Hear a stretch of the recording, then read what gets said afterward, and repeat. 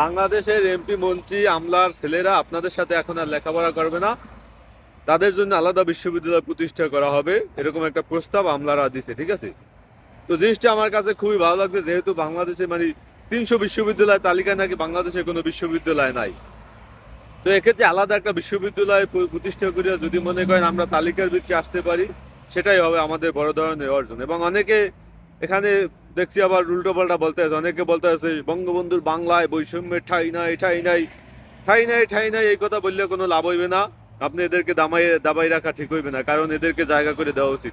এই আমলার ছেলেরা কি করে বহির্বিশ্বে লেখাপড়া করতে যায়, ইউরোপে যায়, আমেরিকায় যায়, আর সেখানে আমরা কি করি, এই বাংলাদেশ থেকে প্রচুর পরিমাণে অর্থ সম্পদ টাকা পয়সা তাদের কাছে পাঠাই।